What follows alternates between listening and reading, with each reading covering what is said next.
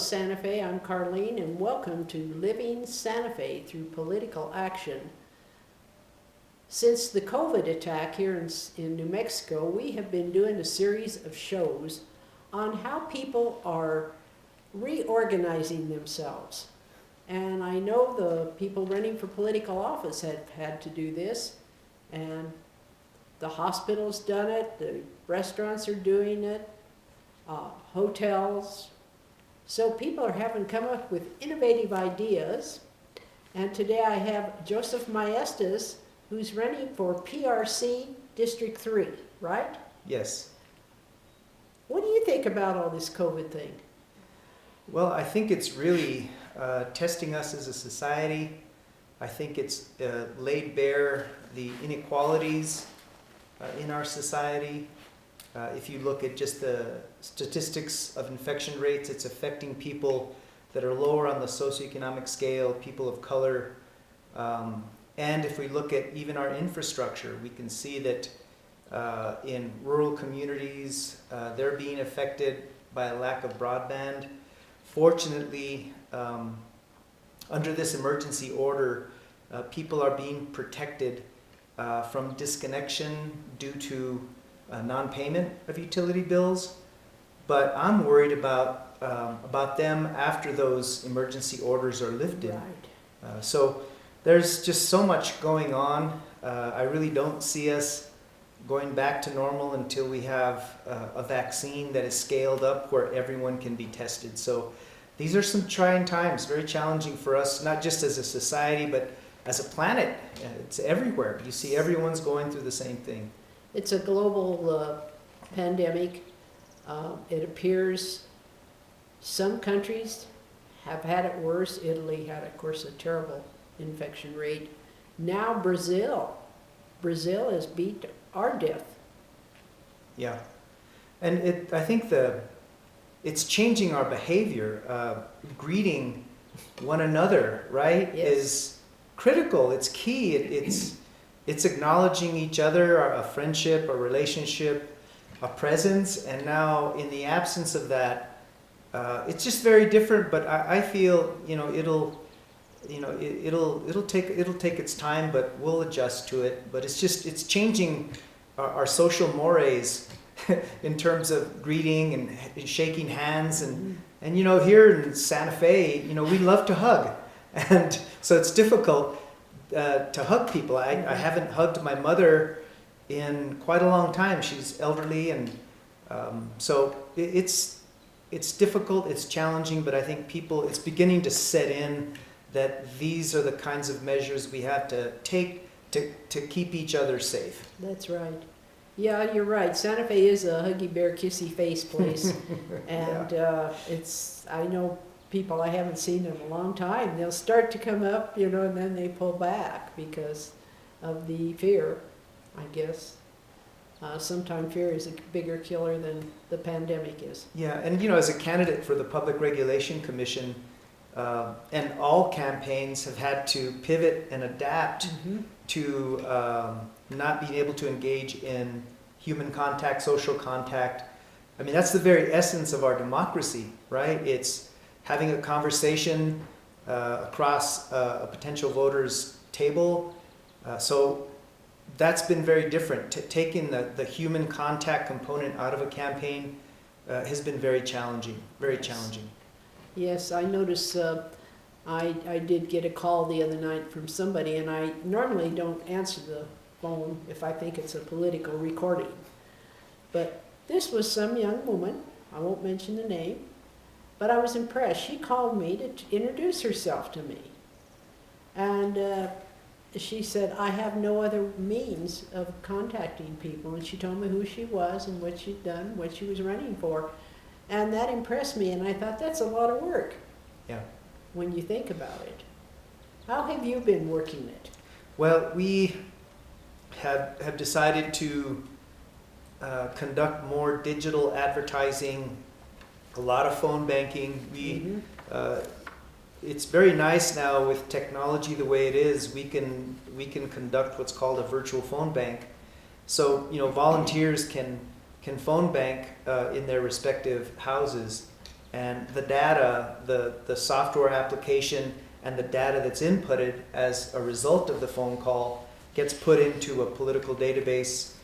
So, you know, I like that in that, Mhm. you know, we can do phone banking, and I think it's still a traditional means of contacting voters. I think you were touched by someone Mhm. taking the time to Call dial me. the phone. Right. Other people are maybe a little fatigued about Mhm. being blitzed with phone calls from a lot of other candidates, but it's been gratifying for me when I call and I'm able to reach a voter and convince them to support me as a Mhm. candidate. Uh, Facebook. I don't know whether you ever look at Facebook, but there are so many opinions on there and nastiness, downright vicious, that they would not say to a person.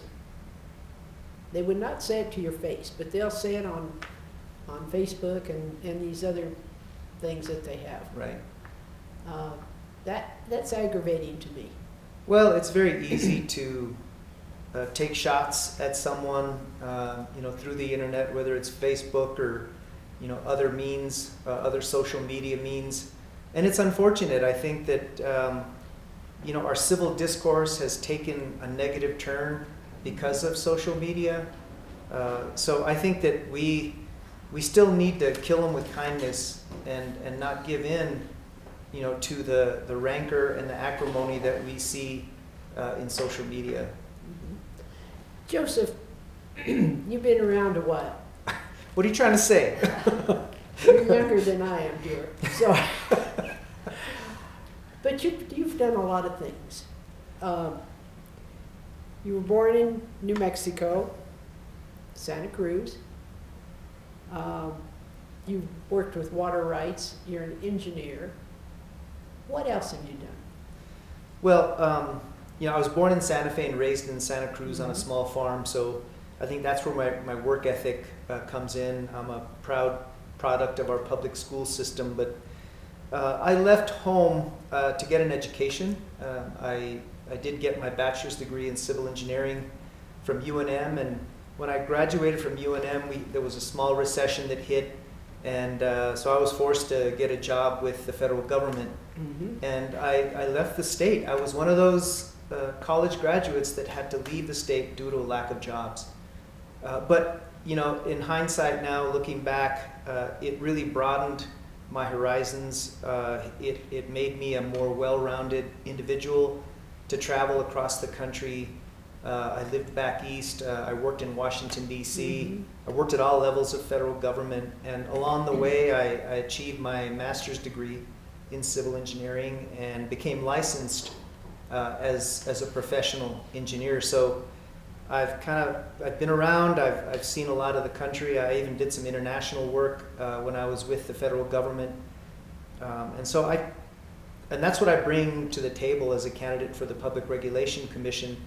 I was for over 30 years essentially a federal regulator Mm-hmm. and engineer. I implemented many federal laws, the Federal Aid Highway Act and National Environmental Policy Act, and a whole host of other federal and state laws. You were with the Federal Highway Administration, weren't you? That's right. Yeah, Yes. I spent 23 years with the Federal Highway Mhm. Administration as a transportation engineer and planner. And it's that agency that gave me the opportunity to travel around. They even sent me to graduate school. And I think we probably worked together Yes, when I we was did. assigned to Yes, we New did. Mexico. For Uh-huh. 10 years, I was the planning and program management engineer for Mhm. federal highways here in Santa Fe. There was a wonderful bunch of people over there. John McAllister, I remember Mr. McAllister was really great, you know, and there were so many of them that helped me out in my job as public affairs director. And not only that, but they were always involved in the, you know, prior to that, the interstate and the big projects that came Yeah. through, the money projects that came through. People don't realize how much federal money we get from the federal government for the interstate and how important it is. Yeah, For New I actually Mexico. oversaw the statewide program Mhm. as a planner. And at that time, there were two major bonding programs, one by Governor Gary Johnson and the other by Governor Bill Richardson. That's right. So the state would receive, when I was there, about 300 million. But if you added in the entire budget for those bonding programs, at one point the program was over $1 billion. And so a lot of major highways were built. You know, the Big I was reconstructed, I-25 That's right. south of Santa Fe was reconstructed, US 70 in Las Cruces. And so, you know, I was very proud to really, you know, be a part of that resurgence in highway construction and economic stimulus through the widening of major highways. You won't remember this because you're too young and so am I, but I've read about it, the Roosevelt plan, when they went in with all these different, they put people to work. Why wouldn't that work today? Oh, it will work. You know, when I was mayor of Española, the recession hit right in the middle of my term, and the major federal program I think that helped, you know, stem the economic decline was the stimulus program that President Obama had took the lead on. We were successful in getting, you know, a lot of money for some key projects. And so I think right now that's what we need to do is we need to think about federal stimulus to restart our economy. Because it sure worked during World War II. It did, and it can work again. And during the big depression. Yeah. That's something to think about while Mhm. you're a politician. Sure. Sure. Okay, you were mayor of Española, and you were also Santa Fe City Councilor. When was that? That was 2014 to 2018. Okay. Now you do a lot of private work. Yes, I work for a private consulting engineering firm, so I bring a lot of public sector experience and private sector experience to the table. And you work with other states.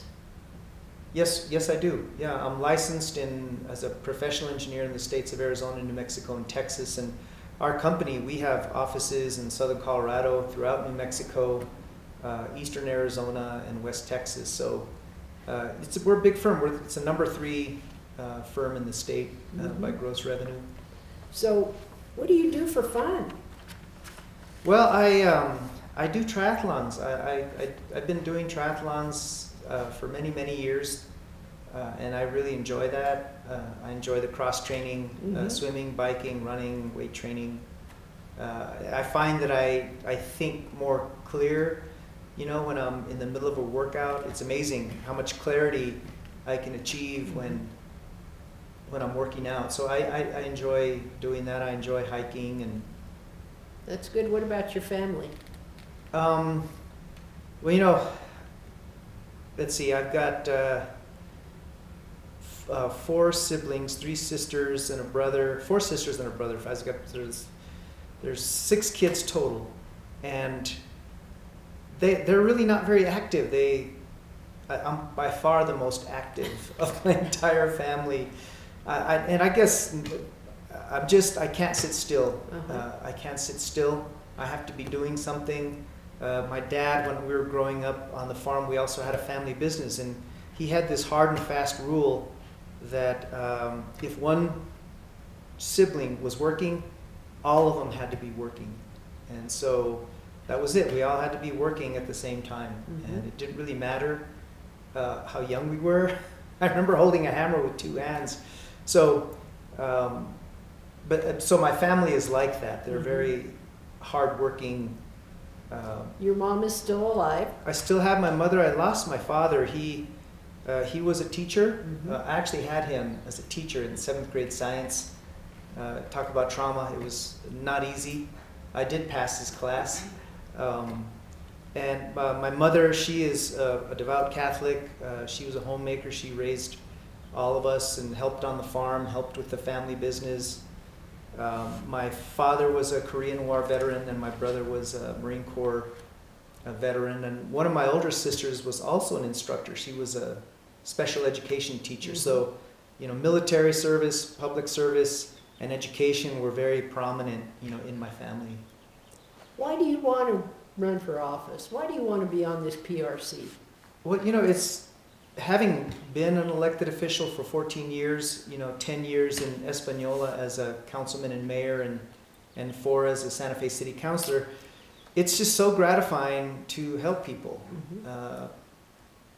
There are people out there that really rely on their elected representatives. And running for office, it's all about people. It's not about ego. It's not about status.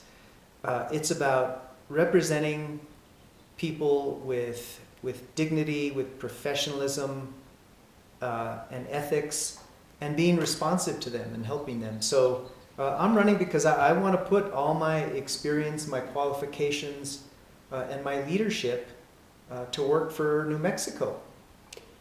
Right now, this is all over the United States, there's so much conflict going on between the Republicans and the Democrats and the president, and it just goes on and on and on. We're not getting anywhere.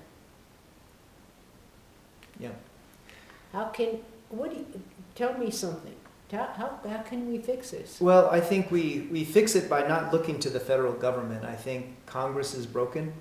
The level of partisanship is at a level that we've never seen, where you have both parties fighting in the midst of a pandemic. That's right. You have a president who wants to selectively exercise control over the entire nation, but yet give up control when it's convenient. And I think that we saw that very clearly play out. And so that's why getting involved, being aware of who's representing you at the local level is so important. And that's why I think this election is so important and this race is so important. Right now, I think, as I mentioned before, there's citizens out there that are ratepayers, and ratepayers across New Mexico are all impacted by decisions made by the Public Regulation Commission. And right now they're protected from disconnection. But what's going to happen when emergency orders are lifted? And so I want to make sure that we go in there and we find solutions, perhaps waivers to forgive their delinquent payments. And I'm sure it'd have to be subsidized, but we might be able to find a federal and or state solution to help ratepayers. And then look at the infrastructure and utilities that need investment, that need attention, especially in rural areas. And so there's so much we're learning from this pandemic that we can address soon after we all come back out and try and resume our normal lives. Okay, let's talk a little bit about the elephant in the room. Now, this has been in the newspapers. Now, some people are claiming we're undermining the Energy Transition Act, and we're putting obstacles in the way. I don't know that to be a truth. Mm-hmm. If it is true, how would you fix it? Well, the Energy Transition Act, this was passed back in 2019. Right. And it's a landmark piece of legislation that does several things. It strengthens the emission standards for coal plants where coal plants can no longer meet them. So that's a sign saying coal plants can no longer operate as they have been because they don't meet the more stringent air quality standards. So that was one part of the Energy Transition Act. The other part is it offers a mechanism for utilities who want to abandon those coal plants that don't meet the air quality standards in the Energy Transition Act to fund it with these preferred bonds. It's called securitization. And the interest rate on these bonds is much less than conventional bonds because future utility payments are promised to those bondholders. And so it's an irrevocable bond, and it's backed by future utility payments, and that's why those interest rates are so much lower. So that's the other piece, is you can abandon these coal plants and these utility companies can recover 100% of their stranded assets or their investments. The other part is, and I think this is the most exciting part, in that it changed our renewable portfolio standards. It changed the milestones in targets to achieve renewable energy. The ultimate target in there is that investor-owned utilities have to have energy that is carbon-free by 2045. We've seen P&M already come forward and say we can beat that. Co-ops, their renewable portfolio standards or milestones for renewable energy are not as stringent as those for investor-owned utilities. The co-ops have to have carbon-free energy by 2050, as opposed to 2045 for the investor-owned utilities. So this makes us a national leader in a transition to clean energy, and it's exciting stuff. I want to be a part of that. I think the PRC is going to be at the epicenter of that transition. It should be. How do you have lawyers that actually work for the PRC with the Attorney General's office, or how is that arranged? Well, there's two divisions basically of attorneys that serve on the Public Regulation Commission staff. One group is called the General Counsel's Office, and these are attorneys that report directly to commissioners and assist them with legal matters regarding some of the cases. And then there's a legal division that serves under the Chief of Staff, and that primarily provides legal services to all the divisions. It may assist the commissioners with human resource issues and things of that sort. What about the ethics? Do you have an area in there that watches for ethical? You know, there's been some things in the newspaper that were not very flattering about certain people. How do you handle that? I know you have attorneys, but to go up and say, hey, this isn't right, you're liable to get fired, you know? Yeah, well, there is a code of conduct, okay, so there is a certain kind of self-awareness and self-policing that the commission has in place, and the code of ethics applies to all PRC employees, including the commissioners. There are some continuing education services that the commissioners have to take. It's 32 hours of professional development hours that they have to take to stay up to date on issues. That's good. And there's, I think, 2 hours of ethics annually that they have to take. So there's recurring training, there's a code of conduct, there's a self-awareness of it. And I'd like to see the General Counsel's office maybe play a bigger role, in that. In that area. Yeah. So now there are 5 commissioners, right? Yes. You're representing District 3. I hope to. Yes. What area does District 3? District 3, well, let me tell you, if you look at just the apportionment by population, each PRC district represents over 400,000 people. So it's about 2/3 the size of a congressional district. Public Regulation Commission District 3 it's kind of the north central section of the state, and it goes from the Colorado state line all the way down to Placitas, Bernalillo, and Rio Rancho. So it's a very, very large district.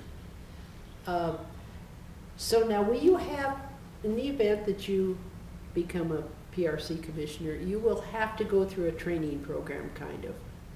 Am I correct in saying Yes, that? there's some initial training that has to happen, and then you have the recurring professional development hours that each commissioner has to complete. And if they don't, they won't get paid. So it's quite formal. I know it is, and I don't know a lot about the PRC, but I read about it all the time, and a lot of times there are things in there that are little, this commissioner doesn't like this person, or this person doesn't like this person, and of course, that happens. Yeah. But it's good to get it out on the table. If you don't like somebody, tell them you don't like them, and I don't agree with you. Well, throughout my 14 years as a local elected official, I've never subscribed to that kind of behavior, like staying with the faction. I like to vote on each issue and consider it on its merits, regardless of how somebody else feels.